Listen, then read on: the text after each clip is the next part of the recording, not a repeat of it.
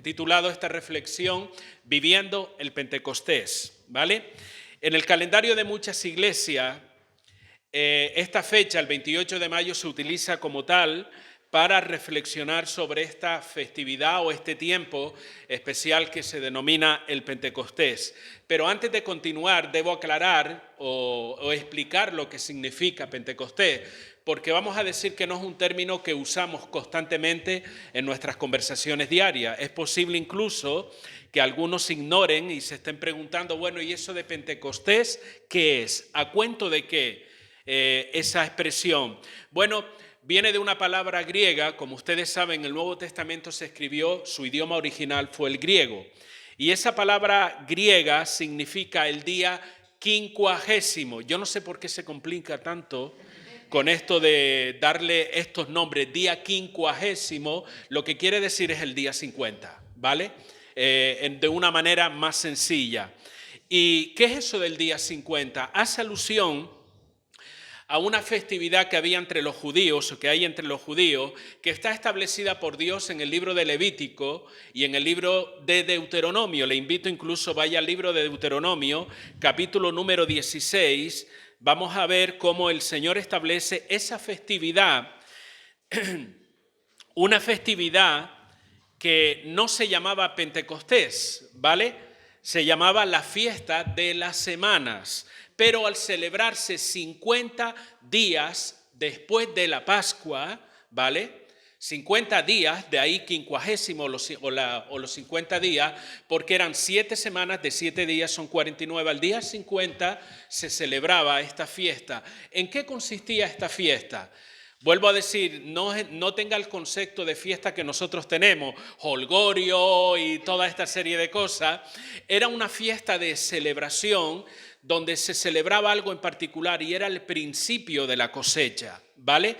Y se hacía a los 50 días después de la Pascua. De ahí ese nombre, Pentecostés, el día 50.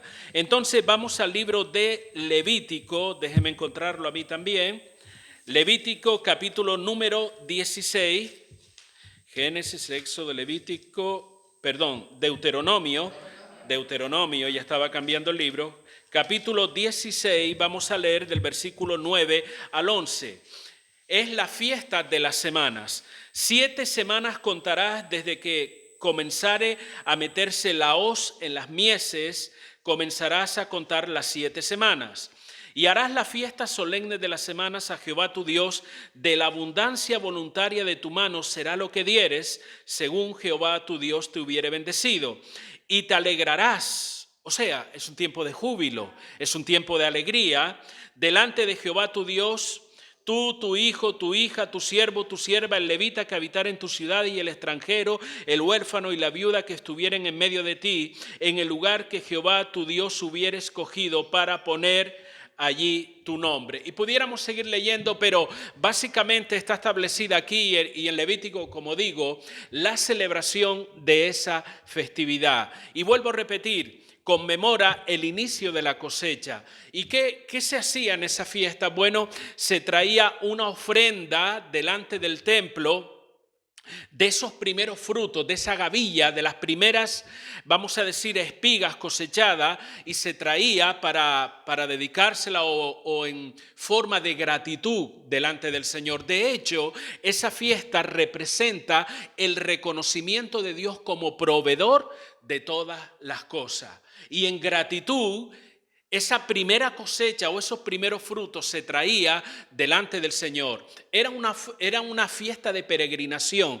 ¿Qué significa eso? Que de cualquier parte donde estuvieran los judíos, ellos peregrinaban, iban hacia Jerusalén a adorar a Dios en el templo. Amén, hermanos. En eso consistía lo que llamamos la fiesta de la semana o la fiesta de Pentecostés. Pero quiero dejar un pensamiento respecto a esto antes de seguir hablando.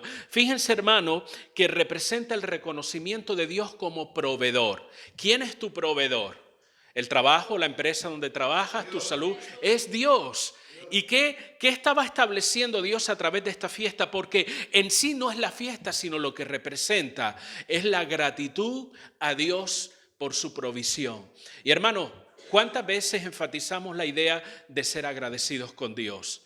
Debemos ser agradecidos de manera constante con Dios, porque Él es nuestro proveedor. Proveedor no lo relaciones solamente en términos económicos o materiales. Bueno, Dios me provee la comida y puedo comer. Dios te provee la salud, Dios te provee la familia, Dios te provee el lugar donde vives, Dios te provee dirección, Dios te provee sabiduría. Y así sucesivamente pudiera estar nombrando de la enorme y gran provisión de Dios que tú estás disfrutando y que yo estoy disfrutando. Y esto era para recordarnos esta fiesta, la importancia de la gratitud a Dios. Y hermano, estoy seguro que si yo le preguntara a usted acerca de algún problema o una dificultad que está enfrentando, rápidamente le viene a la mente. Me pasa esto, me pasa lo otro. Pero si le dijera, ¿por qué cosas tienes que dar gracias a Dios? A lo mejor te lo piensas un poco más y estás, bueno, no, debe fluir también. Porque en nuestro día a día hay motivos más que suficientes para darle gracias a Dios. Tal vez tú, es que me gustaría tener, es que no tengo esto, no tengo lo otro. Pero no te obsesiones con lo que no tienes. Da gracias con lo que tienes ya, con lo que Dios te ha dado. Porque a veces, hermanos, no disfrutamos lo que sí tenemos ya, lo que ya Dios nos ha dado. Y no lo disfrutamos pensando en lo que no tenemos o en lo que nos gustaría tener. ¿Me están entendiendo, hermano? Entonces, sea agradecido con Dios. Cada día que te levantas, poco o mucho lo que tienes es porque Dios ha sido tu provisión. Y esta conmemoración o esta fiesta nos enseña la importancia de ser agradecido. Ahora, la pregunta que nos hacemos, tú me estás hablando que esa era una fiesta de los judíos, pero ¿qué representa eso para nosotros? ¿Qué tiene que ver eso con nosotros? Nosotros no somos judíos, no pertenecemos al pueblo judío. ¿Qué significado tiene para el cristianismo? Para nosotros los cristianos, esta festividad tiene un simbolismo y un significado especial que nosotros estamos recordando hoy en día a través de las canciones, a través de la participación de los niños, a través incluso de esta decoración que está muy bonita, y gracias a los hermanos que lo han hecho, estamos conmemorando algo muy importante, dos cosas importantes. Número uno es la venida y el derramamiento del Espíritu Santo en la vida de los discípulos del Señor. Y cuando hablo de los discípulos del Señor, no pienses solamente en los 12 apóstoles, no. Como mínimo ese primer derramamiento habían 120 personas entre hombres y mujeres que estaban orando. Los chicos han dado lectura a ese pasaje, Loli lo mencionó también al principio. 120 personas que estaban orando, buscando unánimes al Señor. Y dice la palabra que de repente descendió el Espíritu Santo y vino sobre ellos. Fue un hecho, hermanos, que vamos a decir no pasó desapercibido. Volvamos al libro de Hechos, capítulo número 2, donde se nos registra este acontecimiento. Ya lo hemos leído, pero no pasa nada por repasarlo un poco más. Como digo, fue un hecho que no pasó desapercibido. Verso número 1 del capítulo 2 dice, cuando llegó el día de Pentecostés, que era el día de Pentecostés, hermano, la fiesta de la semana, la fiesta de la cosecha, la fiesta de la gratitud al Señor, donde judíos de todas partes del mundo conocido de aquella época, donde estuvieron, peregrinaron, fueron hacia Jerusalén. Ubíquese en ese contexto. No eran 50 personas que estaban reunidas por allí en la calle. No, eran miles de personas que habían llegado a Jerusalén con motivo de esa festividad. Dice, cuando llegó el día de Pentecostés estaban todos unánimes juntos. Se refiere a los 120 que estaban en el aposento alto. Y de repente, sin esperarlo, vino del cielo un estruendo como de un viento recio que soplaba, el cual llenó toda la casa donde estaban, ¿qué? Muy bien, estamos en el versículo 2, ¿verdad? El cual llenó toda la casa donde estaba sentado y se le aparecieron lenguas repartidas como de fuego asentándose sobre cada uno de ellos. Y fueron todos llenos del Espíritu Santo y comenzaron a hablar en otras lenguas según el Espíritu les daba que hablase. ¿Se dan cuenta? No fue algo que pasó, como digo, desapercibido. Hubo un estruendo, número 1, ha visto o ha oído, más bien ha oído, en medio de estas noches, de estas tormentas, esos truenos que retumban y dice, Dios mío, ¿eso qué es? Bueno, imagínense a las 9 de la mañana mientras unas personas están orando, hay miles de personas en la calle que están caminando de un lado para otro y oyen ese estruendo, ese tronar fortísimo que se oye ahí en medio de ese lugar en Jerusalén, y viene acompañado por un viento recio que llenó toda la casa. Y dice que sobre las personas aparecieron como llamas de fuego. Hágase una idea a este dibujito, era como una especie, dice en otras versiones, lenguas de fuego, eran pequeñas llamitas como de fuego. Oye, eso es totalmente diferente, eso es inusual, claro, es algo sobrenatural.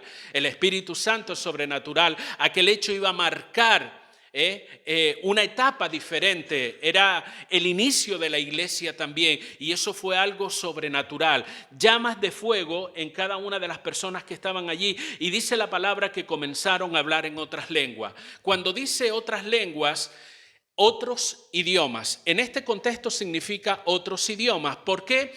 Porque de la cantidad de judíos que venían de otras partes del mundo hacia Jerusalén, y el capítulo 2 habla acerca de ellos. Por ejemplo, podemos ver en el versículo número 7, y estaban atónitos y maravillados. ¿Quiénes estaban atónitos y maravillados? Los que oyeron y vieron lo que estaban sucediendo, diciendo: mirad, ¿no son galileos todos estos que hablan? ¿Cómo pues les oímos nosotros hablar a cada uno en nuestra lengua en la que hemos nacido? Y ahora comienza a desglosar partos, medas, elamitas y los que habitamos en Mesopotamia, en Judea, en Capadocia, en el Ponto y en Asia, en Frigia, en Panfilia, en Egipto y en las regiones de África, más allá de Cirene, y romanos aquí residentes, tanto judíos como prosélitos. En todas esas lenguas comenzaron a hablar aquellos galileos que no conocían ese idioma.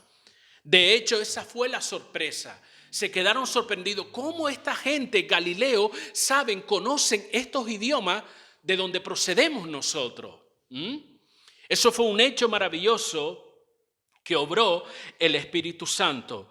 Y a través de esas lenguas, de esos idiomas conocidos allí por aquellos que venían, la grandeza de Dios, el Evangelio de Jesucristo fue predicado en aquel lugar. Esto fue algo extraordinario, pero fue algo que ya estaba profetizado, dice la Escritura.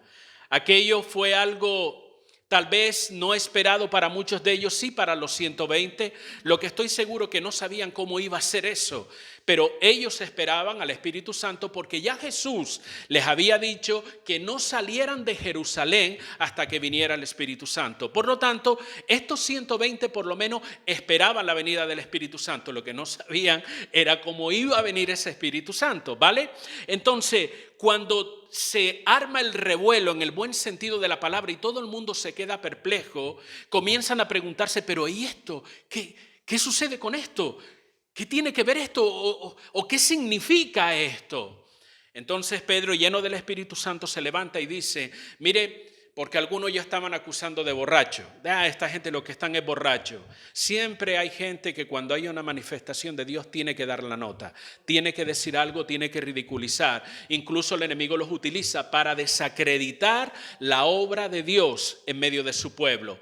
Pero Pedro se levanta y dice: no estamos borrachos, son las 9 de la mañana. ¿A quién se le ocurre a las 9 de la mañana estar borracho? Algunos de ustedes: pues yo conozco a uno, probablemente, pero no es lo habitual, ¿vale? Y dice el apóstol Pedro en el versículo número 16, dice en el 15: porque estos no están ebrios como vosotros suponéis, puesto que es la hora tercera del día, lo que significa las 9 de la mañana para nosotros.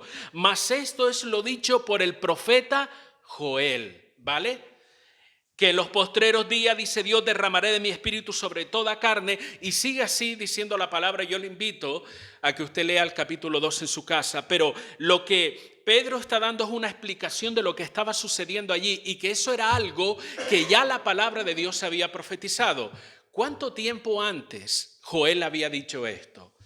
Dicen los estudiosos de la Biblia que aproximadamente sobre el año 850 antes de Cristo. ¿Se dan cuenta?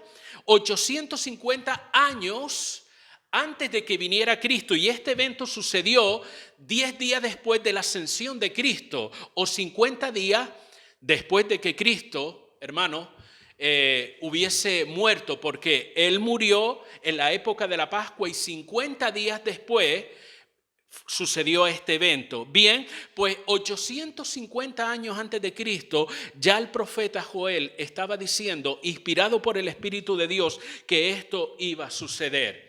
No solamente eso, Juan el Bautista incluso dice, yo la verdad os bautizo con agua, pero el que viene detrás de mí os bautizará con Espíritu Santo y ¿qué más?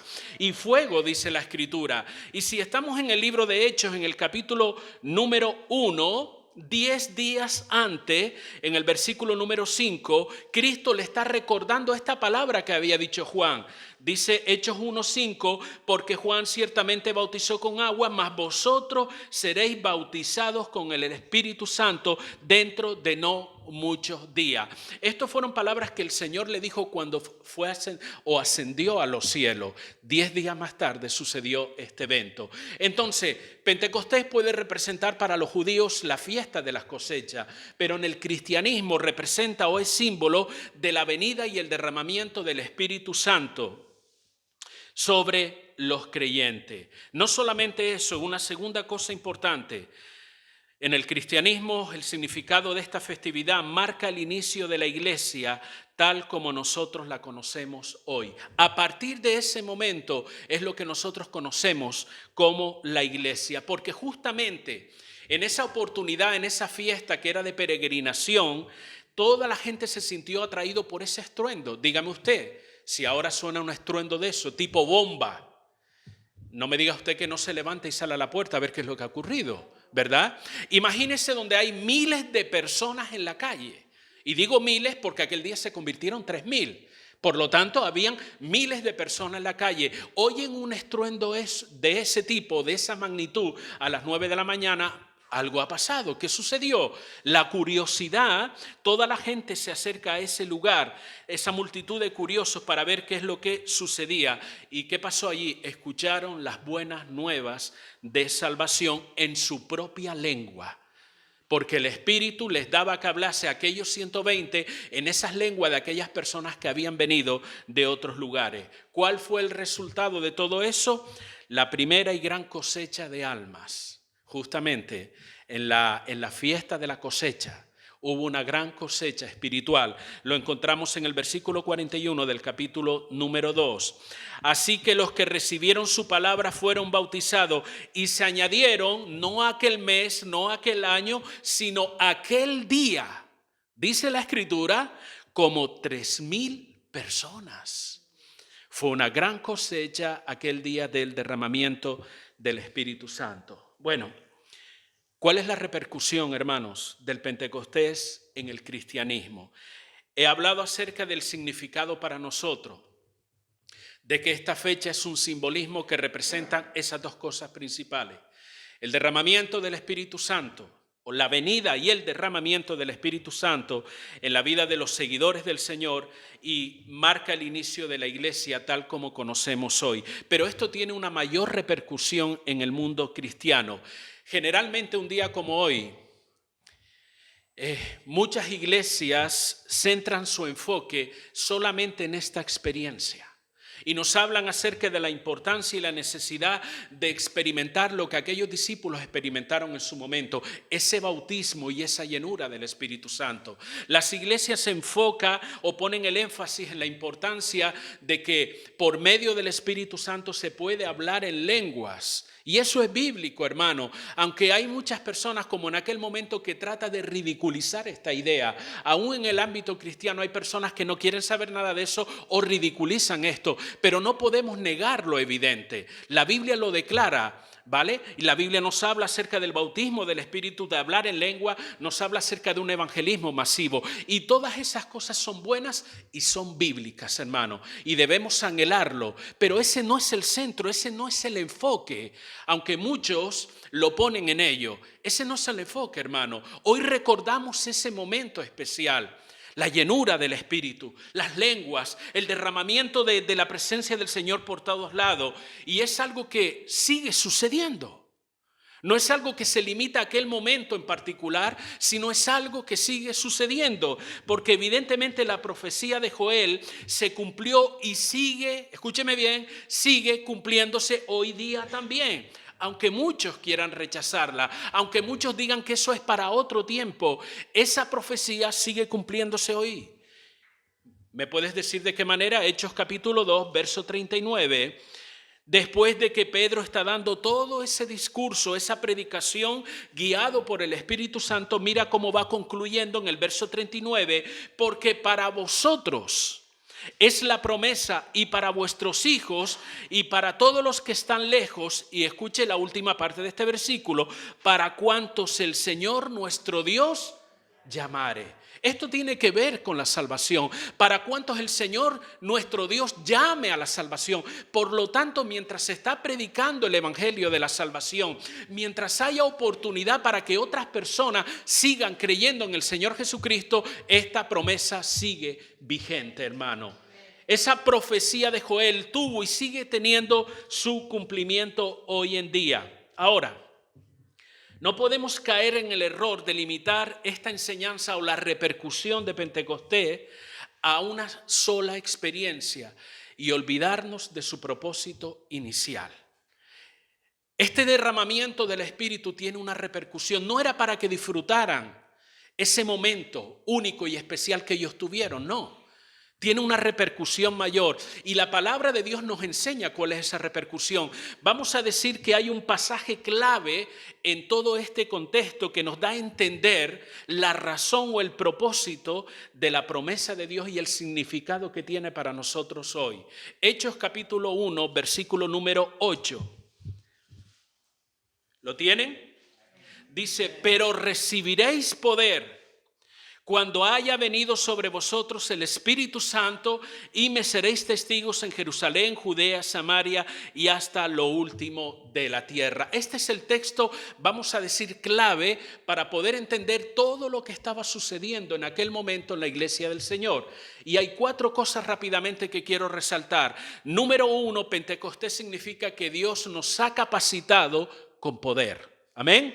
Con poder. Y dice, pero recibiréis poder, dice la Escritura. No es poder que me sale fuego de las manos, o tipo Superman que abro los ojos y me sale un rayo. No esté pensando en esas cosas, hermano, ¿vale? Porque alguno va a intentar tirarse de un edificio a ver si vuela. Eso no es así. No se atreva a hacer tal cosa, ¿vale? Lo primero que debemos entender es que sin el Espíritu Santo no era posible, ni es hoy posible tampoco, hacer la obra de Dios y ni siquiera vivir la vida cristiana. Sin el Espíritu Santo, nada de eso, de lo que ocurrió ni lo que pueda ocurrir en nuestra vida, nada es posible. Usted no puede vivir la vida cristiana en sus propias fuerzas. Usted no lo puede vivir en su propia sabiduría o en su propia capacidad. No puede. Necesitamos sí o sí la presencia del Espíritu Santo en nuestra vida para vivir la vida cristiana, para hacer la obra de Dios.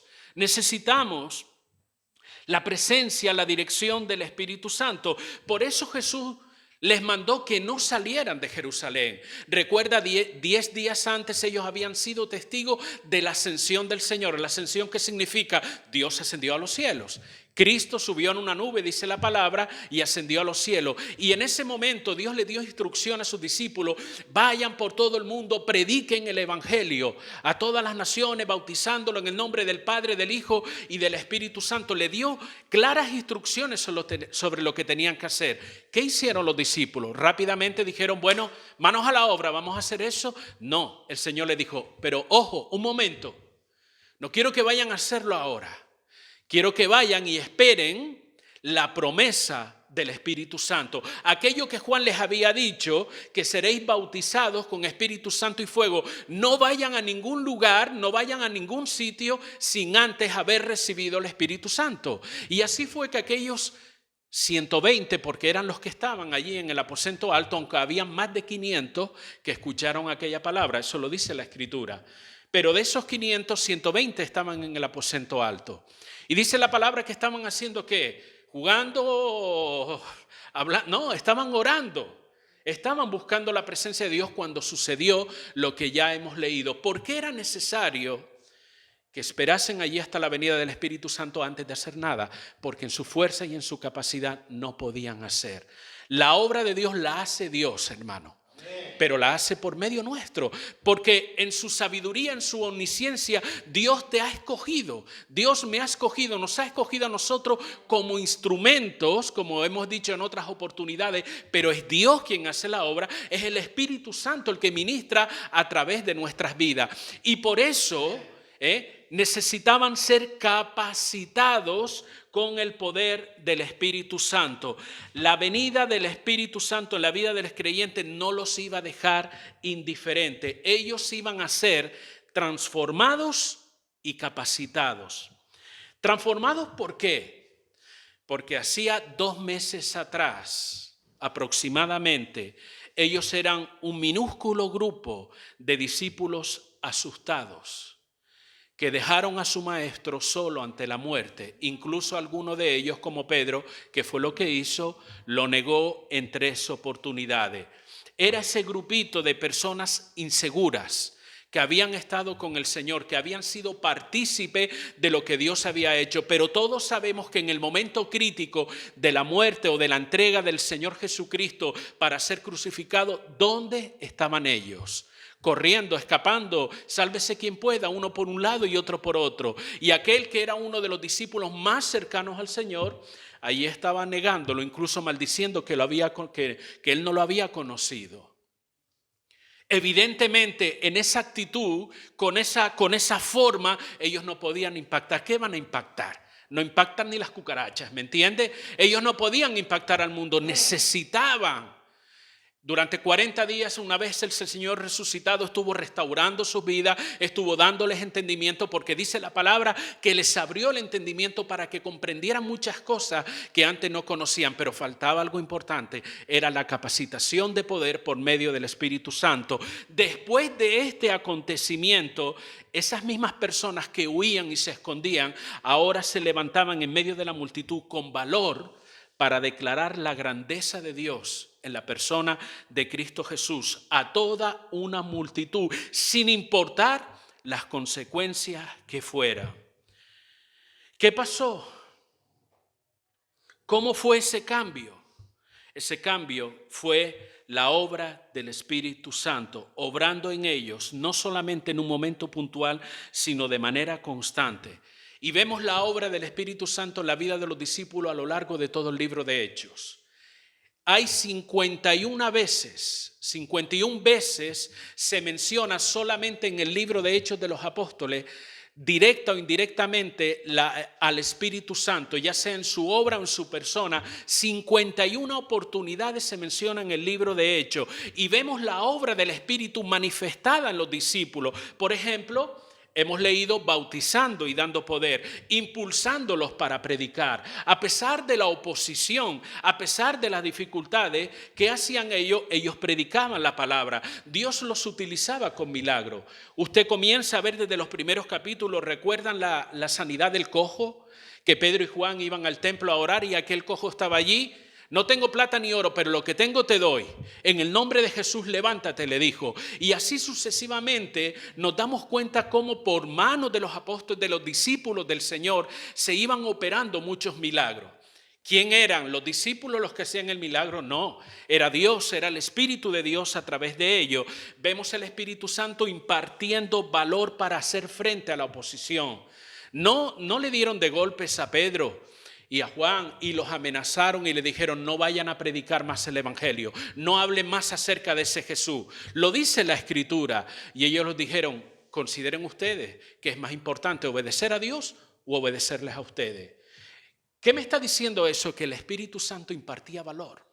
Unos hombres que antes estaban inseguros, unos hombres que antes se escondían, unos hombres que huían antes de cualquier cosa que los confrontara a una situación difícil, ahora tienen un arrojo y tienen una valentía. ¿Por qué? Era el poder del Espíritu Santo. ¿Pueden notar la diferencia, hermanos? Era el poder del Espíritu Santo obrando en la vida de estas personas, incluso para orar. El Espíritu los guiaba al momento de la oración. Cuando fueron amenazados, dice que ellos no se fueron a llorar a una esquina.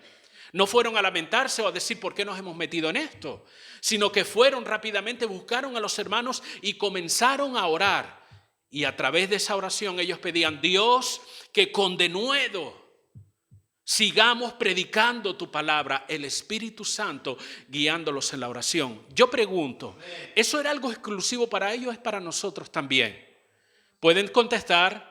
Para nosotros también. ¿Qué quiere decir eso? Que tu oración es importante, que Dios puede guiarte. Es más, Dios te guía, el Espíritu Santo te ilumina a orar de la manera correcta. El Espíritu Santo te da valor para enfrentar las oposiciones, las adversidades de la vida. No solamente eso, estoy simplemente resumiendo tantas cosas que dice el libro de Hechos.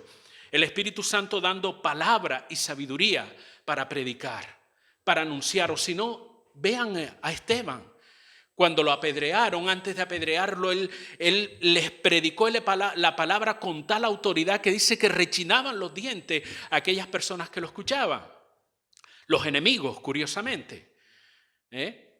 Porque no podían resistir la sabiduría con la que Esteban estaba predicando la palabra. Eso que fue a la mejor universidad de Jerusalén y por eso le hablaba de esa manera, no, era el Espíritu Santo capacitando a un hombre sencillo, a un hombre común. De hecho, se dice que era un joven de 20 y pico de años. Por lo menos eso dicen los estudiosos de la Biblia. ¿Cómo es posible que tuviese ese conocimiento, esa sabiduría, ese arrojo, esa valentía cuando él probablemente se daba cuenta que iba a morir en ese momento? El Espíritu Santo guiando, capacitando, dando sabiduría para predicar la palabra. El Espíritu Santo disciplinando a la iglesia, poniendo orden en medio de conflictos que había en la iglesia, dirigiéndolos para organizar la iglesia. Se dan cuenta, y hemos hablado en alguna oportunidad, cuando había un problema determinado y de ahí Dios guió para que se pusieran hombres como diáconos en la iglesia. Era el Espíritu Santo dirigiéndolos para organizar la iglesia. El Espíritu Santo mostrando visiones, revelaciones, el Espíritu Santo dando fuerzas para soportar el sufrimiento. Que pareciera que quisiéramos quitar esto de la Biblia, pero es que el sufrimiento por la causa de Cristo forma parte de la vida cristiana. Y Dios nos da la capacidad por medio de su Espíritu aún para soportar el sufrimiento. Hermano, a ninguno de nosotros nos gusta sufrir, o a usted sí. Es más, hacemos todo lo posible para evitar el sufrimiento. Si puedo librarme de una situación que me cause daño, yo quiero librarme de esa situación.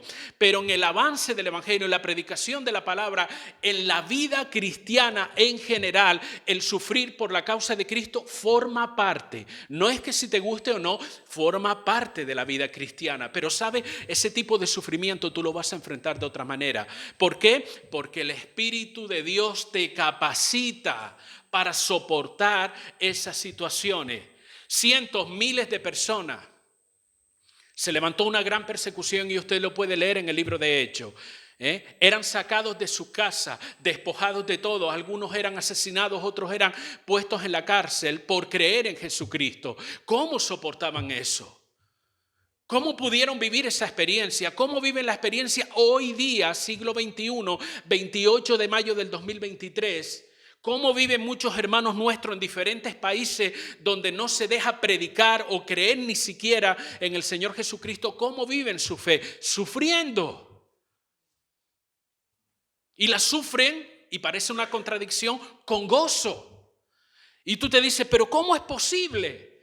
El Espíritu Santo da poder. ¿Vale? Recuerden, poder no es fuego de las manos ni por los ojos rayos láser. Eso no es poder. Poder, estamos hablando de esa fortaleza, de esa llenura que Dios te da aún en medio del sufrimiento y aún para enfrentar la muerte. Esteban enfrentó la muerte. Lo hemos leído ya en alguna oportunidad. ¿Qué dijo Esteban? Dios manda rayos del cielo, quémalo, destrúyelo. ¿Dijo eso? No, perdónalo. No saben lo que están haciendo. Palabras muy similares a las que Cristo dijo cuando estaba en la cruz, ante aquellos que lo maltrataban, que lo clavaban en aquella cruz y que se burlaban de él. Padre, perdónalos porque no saben lo que hacen. Esteban dijo algo muy similar en medio de la muerte. Yo no sé si yo diría eso, hermano. O pediría que cayera granizo con fuego del cielo y los quemara a todos menos a mí.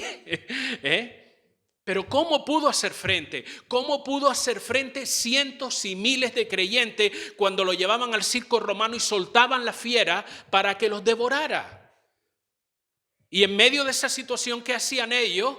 ellos dicen la palabra que cantaban y adoraban a Dios. Mire, Spiderman se queda corto conmigo. Si yo veo un león derecho a mí, y te aseguro que cuando me ve a mí o cualquiera de ustedes, viene a por mí. Dice, este tiene más de dónde comer. Spiderman se quedaría corto al lado mío corriendo. Pero ¿saben qué? Aquellos hermanos llenos, escuche bien, llenos del Espíritu de Dios, llenos de ese poder, podían enfrentar aún la misma muerte con cánticos, adorando al Señor. Y pudiera seguir nombrando el Espíritu Santo, capacitando, dando dones, dando sabiduría. Le animo, venga los martes, porque hay una serie de enseñanza que tienen que ver con la obra y el poder del Espíritu Santo. Y este martes tuvimos una muy buena clase que el Señor nos habló. Pudiera seguir nombrando un largo etcétera de lo que sigue haciendo el Espíritu Santo hoy día. Por lo tanto, Pentecostés no es solamente hablar en lengua. No debemos poner el enfoque solamente en esa emoción, en esa ebullición de emociones que siento en mi vida, que hablo en lengua. Gloria a Dios con eso. Es bíblico, hermano. Pero el propósito es mucho más amplio. Pentecostés para nosotros representa, número 1, que hemos sido capacitados con poder. Número 2, que hemos sido capacitados con una misión. Jesús dijo, y me seréis testigos. La llenura del Espíritu no es para la autocomplacencia. No es para uno sentirse mejor o sentirse privilegiado. La idea del bautizo y llenura del Espíritu tenía un objetivo, y es capacitarlos para ser testigos, para proclamar el mensaje de salvación. Y sin duda, hermanos, sin duda alguna, la mayor y más importante tarea que se le ha delegado a un ser humano en esta tierra es ser portavoz del Evangelio de Jesucristo. No hay tarea más grande que un ser humano pueda tener. Es que el mismo Dios te haya llamado, te haya capacitado para proclamar la grandeza de su nombre en todo el mundo. No lo tengas como algo en poco, como algo sin importancia. Quiero decirte, y permíteme repetirlo una vez más, no hay tarea más grande que haya sido delegada a un ser humano que el mismo Dios te haya llamado y capacitado para ser un testigo de Él. Cristianismo, y estoy terminando, es sinónimo de ser portavoz de Dios. Eso es el cristianismo. Y el Espíritu Santo nos ayuda, porque la Biblia habla de Él como nuestro ayudador, dice la Escritura. Jesús hablando dice, enviaré otro consolador. La palabra consolador ahí significa uno que está para ayudar, ¿vale? Un ayudador para que esté con nosotros para siempre, dice la Escritura. El Espíritu Santo nos ayuda a cumplir con ese propósito divino. ¿Cuál es el propósito? Es lo que Jesús dijo en Juan 4:35. Los campos ya están blancos para la siega. Las almas están preparadas para recibir, para ser cosechadas, hermano. Número 3, capacitados con un mensaje. ¿Cuál es el mensaje que Dios nos ha dado para compartir? ¿El que me guste? ¿El que me haga sentir mejor? Tal vez el mensaje que Dios me ha dado para compartir es el que me haga aspirar a buscar una mejor vida en esta tierra, una vida libre de preocupaciones. ¿Será ese el mensaje que Cristo me ha llamado a compartir? ¿Un mensaje que endulce el oído de la gente? ¿Un mensaje que le guste a la gente y que responda? Mira, hermano, el mensaje lo encontramos en el versículo 38 del capítulo 2 de Hechos. Ese es el mensaje que hemos sido llamados a compartir. Dice la palabra, Pedro les dijo, arrepentíos y bautícese cada uno de vosotros en el nombre de Jesucristo. ¿Para qué? Para el perdón de los pecados, y recibiréis el don del Espíritu Santo. Ese es el mensaje de la iglesia. Podemos hablar de montones de cosas que la Biblia enseña, pero el mensaje central, el enfoque de lo que Dios quiere que compartamos, y es el mensaje con el cual el Espíritu Santo nos ha capacitado para ello, es el arrepentimiento. Que la gente se vuelva a Dios. Es un mensaje de vuelta a Dios. ¿De vuelta por qué? Porque todo el mundo está separado de Dios. Por cuanto todos pecaron, dice la Biblia, están separados de Dios, están destituidos, dice la versión de su Biblia. Eso significa separado. Entonces tenemos que venir de vuelta al Señor y lo hacemos por medio de Cristo y a través del arrepentimiento. ¿Saben qué? No hay mensaje más poderoso que este en la tierra. No lo hay. Porque vino del mismo corazón de Dios. Fue Dios el que dijo, debes proclamar, debes anunciar, debes decir esto por encima de las demás cosas. Esto es lo que el mundo necesita escuchar. Pero también le tengo que decir algo. Si es verdad que no hay mensaje más poderoso que este, hermano, no hay mensaje más odiado en el mundo que este. Más odiado, ¿por qué? Porque nos confronta con nuestro problema. Cuando tú predicas el evangelio, estás confrontando al mundo con su problema. ¿Cuál es el problema? La separación de Dios a causa del pecado. ¿Y saben qué? Eso no le gusta al mundo, eso no le gusta a la sociedad. El mensaje del evangelio es un mensaje de confrontación, donde pone de relieve, pone de manifiesto nuestra condición pecaminosa. Y eso no le gusta al mundo escuchar, no le gusta a la sociedad oír eso. Es un mensaje poderoso, es un mensaje que cambia, es un mensaje que transforma, pero es un mensaje odiado por una gran mayoría de este mundo. Aún y así, la Biblia nos llama, ve y proclámalo, ve y anúncialo. Llama al mundo a creer en ese mensaje para cambiar de dirección, porque eso es lo que significa arrepentimiento, cambia de dirección.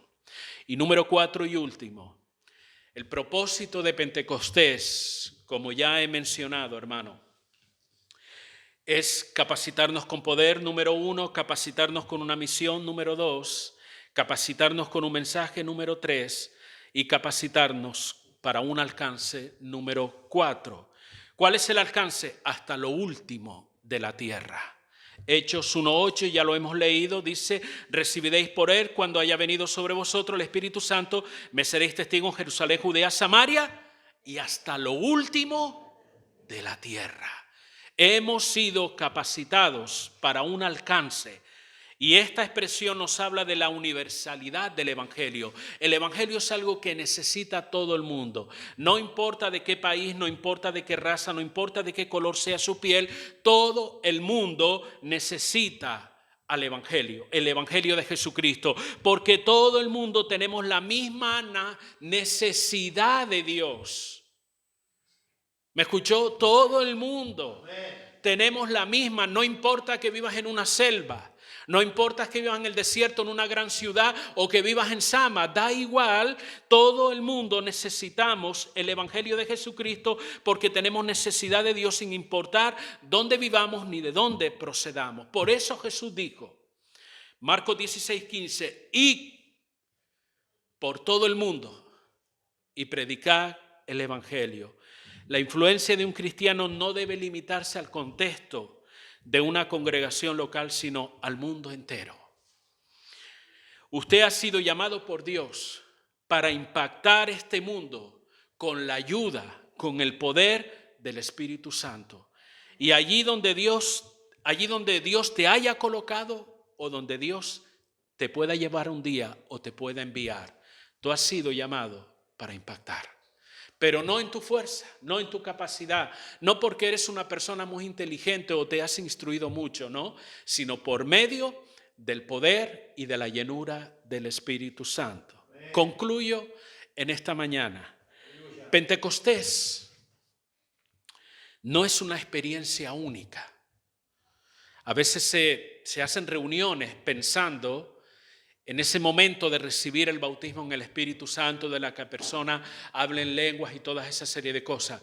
Gloria a Dios porque es bíblico y hay que hacerlo, hermano. Pero Pentecostés no es una experiencia única. ¿Saben qué es? Es un estilo de vida.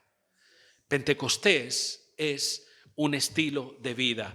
Y un estilo de vida que está marcado por la llenura del Espíritu Santo y todo lo que eso implica, que ya he hablado acerca de ello. Él te guía, Él te da fuerzas para enfrentar la oposición, aún para sufrir, etcétera, etcétera.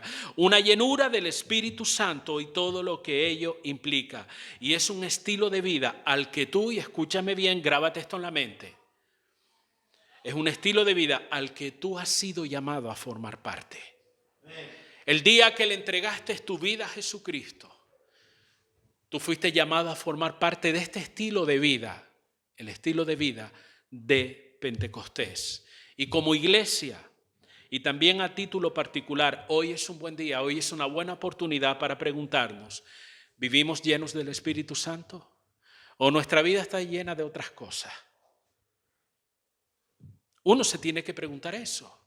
¿Realmente noto el fluir del Espíritu en mi vida? ¿O lo que siento es ocasional o puntualmente? Me emociono, me lleno de ánimos y bueno, lo asocio con el Espíritu, pero sí es algo puntual de vez en cuando. Yo no te digo que estemos saltando 24 horas los 7 días de la semana, porque la llenura del Espíritu Santo va más allá de una emoción de un momento, de un tiempo de alegría y de gozo y de júbilo, va más allá, es un estilo de vida. ¿Me están entendiendo, hermano? Entonces, uno se debe hacer la pregunta, tanto tú como yo, ¿vivimos llenos del Espíritu Santo? Porque, y me viene a la mente ahora, cuando he hablado acerca de saltar y de gozarnos, yo no creo que cuando estuviesen apedreando a Esteban, el resto de discípulos estaban, has cambiado mi lamento en baile. ¿Verdad que no? Sentirían dolor, tristeza, porque su hermano en la fe estaba siendo apedreado. Algunos huirían de un lado para otro, no sea que me toque a mí también. Pero a pesar de, ellos estaban llenos del Espíritu Santo. Lo que quiero decir con esto es que la llenura del Espíritu Santo no lo determina la emoción que tú puedas sentir en un momento determinado. Y déjame repetir lo mismo, es un estilo de vida. ¿Estamos siendo testigos del Señor? ¿Estamos proclamando su mensaje? ¿Estamos movilizando nuestra vida para influenciar a otros con el Evangelio? Porque esas son las 4 cosas importantes que Hechos 1:8 nos enseña como lo que es un verdadero Pentecostés. Y cuando digo Pentecostés no me refiero a una persona, a una organización, no. Me refiero a una persona que vive y llena del Espíritu Santo. Amén, hermano. Y si después de hacerse estas preguntas uno se da cuenta y dice, tengo que llenarme más de Dios, necesito que Dios me llene más de su Espíritu, necesito ser consciente de lo que representa tener este poder en mi vida. Quiero crecer en el poder del Espíritu, quiero andar en el poder del Espíritu, quiero vivir en el poder del Espíritu, quiero servir al Señor en el poder del Espíritu. Si es así, vamos a orar. Amén.